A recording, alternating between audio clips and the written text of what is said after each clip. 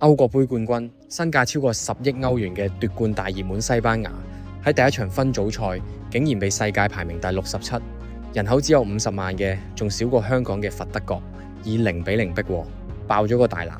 完場後，佛得角嘅球員就喊住咁瘋狂慶祝，寫下咗世界盃歷史上最不可思議嘅奇蹟。我相信個天台塞滿晒人。如果你有買西班牙，可唔可以下邊留言話俾我聽，究竟西班牙點解會贏唔到？西班牙仲係唔係奪標熱門？今日就同大家傾下西班牙比賽前嘅賠率極度懸殊。大家賽前討論嘅唔係西班牙能唔能夠全取3分，而係到底可以入到幾多球。全場比賽西班牙掌控咗75%控球率，傳咗嘅734次傳球，反觀佛得角只有205次傳球，前場傳球更只得22次。西班牙全場射咗27腳射門，8次射正，製造咗2.29嘅預期進球值，但係1球不入。當然我哋都要稱讚一下佛得角防守好有紀律性，好出色嘅 low block。對於佛得角呢個小國嚟講，一定係國家足球歷史上最偉大嘅一日。但我覺得西班牙今場太過輕敵，半力出戰，調動太慢，同戰術失當。今場西班牙教練迪拉方迪絕對要負全部責任。當正選陣容一出，奧耶沙巴爾正前鋒，托利斯同加維打兩翼。當我見到加維打左翼，真係呆咗。我知威廉斯同耶馬相遇未夠狀態，但我印象加維喺巴塞拎到波都係橫傳回傳為主，完全冇做任何個人突破。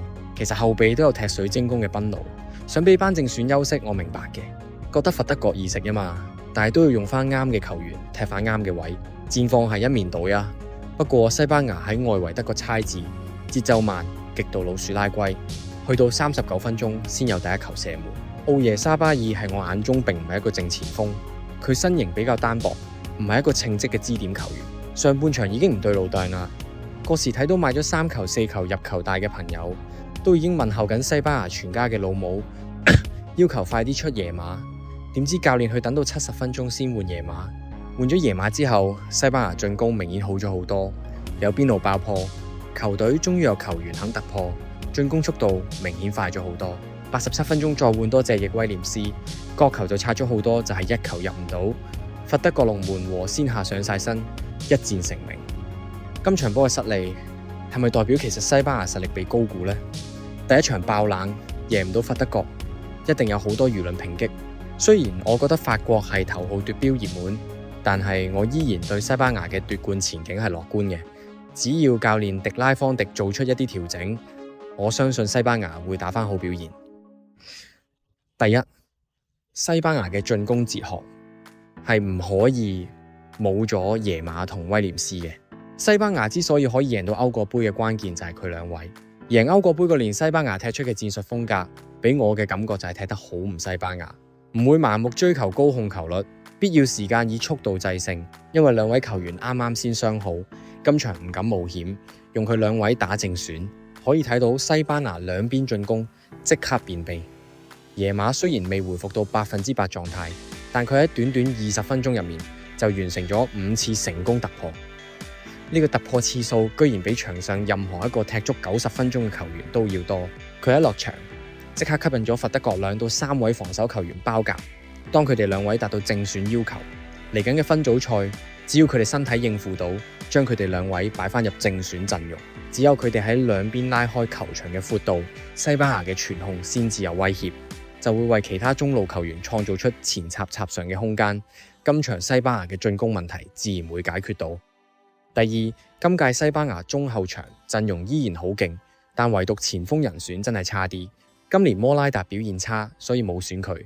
伊基利斯亞斯級數名氣一般，估計佢都唔會有太多出場機會，所以名義上隊內冇一個傳統中鋒。我覺得迪拉方迪戰術方面可以大膽試下打假九。如果奧耶沙巴爾踢得唔好，就試下用托利斯同丹尼奧莫。3位入面，我對丹尼奧莫最有信心。佢技術好，又有一定後上插入能力。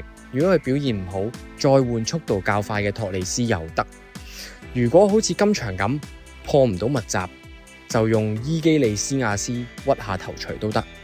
總之教練要適當做出換入調整，西班牙進攻就會更立體、更難防。今年世界盃賽制令到分組賽嘅容錯率高咗。西班牙分組對手有沙特、烏拉圭同佛得角，實力遠遠比唔上西班牙。除咗小組前2名之外，8個成績最好嘅小組第3名都會晉級32強淘汰賽，強隊好難喺分組賽直接出局。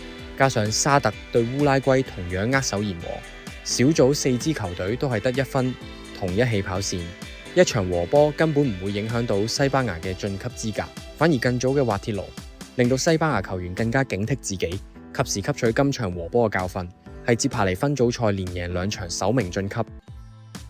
如果你係西班牙球迷，呢個畫面覺得有冇啲似曾相識呢？2010年南非世界盃，西班牙係分組賽第1場爆冷，輸俾瑞士。西班牙同樣有絕對嘅控球權優勢，同樣都入唔到波。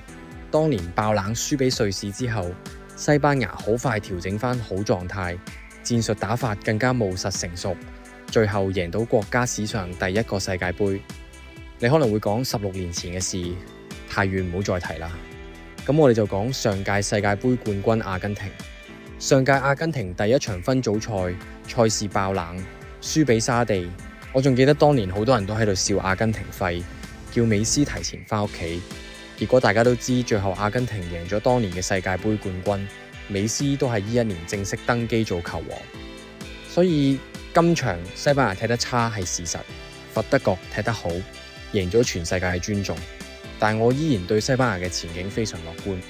最後想問大家，你哋覺得西班牙會唔會好似上屆阿根廷或者2010年西班牙淡第1場爆冷之後化悲憤為力量，最後成功捧杯？定係你覺得西班牙真係咁蝕波？歡迎大家喺下面留言區理性討論，講下你哋嘅睇法。